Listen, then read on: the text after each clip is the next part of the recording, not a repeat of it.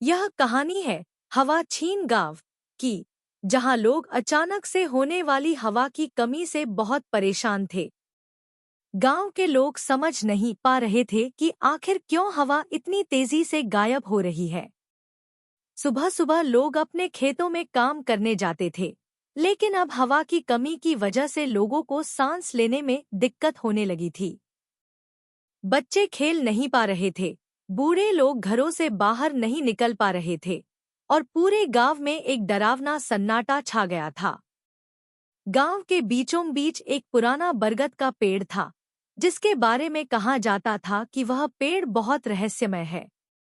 रात में लोग कहते थे कि पेड़ के पास से अजीब सी आवाजें आती हैं और अचानक हवा गायब होने लगती है। लोग डर के मारे उस पेड़ के पास नहीं जाते थे। विनय नाम का एक युवक, जो गांव में ही रहता था, उसने इस रहस्य को जानने का फैसला किया। उसे यकीन था कि बरगद के पेड़ के पास ही इस हवा की कमी का कारण छुपा है। एक रात, जब पूरा गांव सो रहा था, विनय अपने साथ एक टॉर्च और एक छोटी सी ऑक्सीजन की बोतल लेकर बरगद के पेड़ की ओर चल पड़ा। रात का समय था और आसमान में काले बादल छाए हुए थे। विनय ने जैसे ही पेड़ के पास कदम रखा, उसे एक ठंडी हवा का एहसास हुआ। वह पेड़ के चारों ओर घूमा, तभी उसने देखा कि पेड़ की जड़ों के पास कुछ चमक रही थी। उसने अपनी टॉर्च की रोशनी उस तरफ डाली, तो देखा कि वहां एक छाया थी। वह छाया धीरे धीरे बड़ी हो रही थी और अचानक उसने विनय को घेर लिया। विनय ने महसूस किया कि वह ठीक से सांस नहीं ले पा रहा है। छाया ने उसकी ओर देखते हुए कहा, तुम्हें यहाँ नहीं आना चाहिए था। यह जगह अब हमारी है। हम भूखी आत्माएं हैं और हम धरती की हवा को खींचकर खुद को जिंदा रख रहे हैं। विनय ने घबराते हुए पूछा, तुम कौन हो और क्यों लोगों की हवा छीन रहे हो? छाया ने जवाब दिया, हम वे आत्माएं हैं जिन्हें कभी शांति नहीं मिली।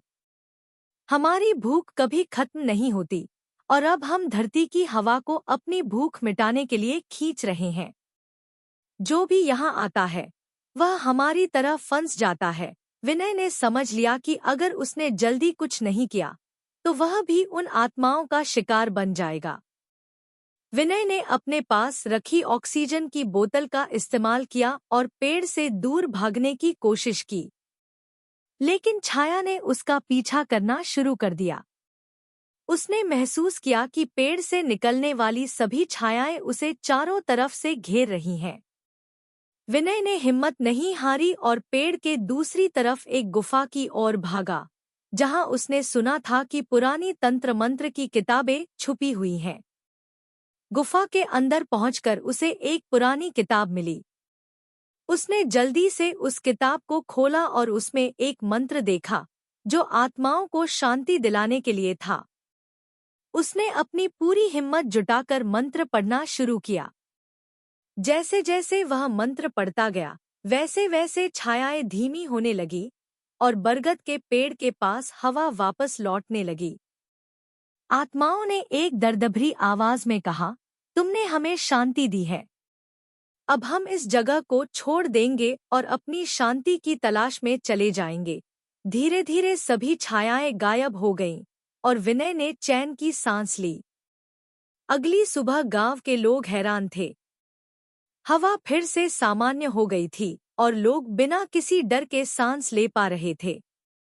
विनय ने गांव वालों को पूरी घटना बताई और समझाया कि हमें हमेशा अपने पर्यावरण का सम्मान करना चाहिए और उन आत्माओं की शांति के लिए प्रार्थना करनी चाहिए जिन्हें कभी शांति नहीं मिली। इस घटना के बाद गांव वालों ने बरगद के पेड़ के पास एक मंदिर बनवाया और वहां रोज दिया जलाने लगे ताकि कोई आत्मा फिर से भूखी न रहे। इस कहानी ने सभी को यह सिखाया कि साहस, ज्ञान और एकता से हम किसी भी डरावनी स्थिति का सामना कर सकते हैं।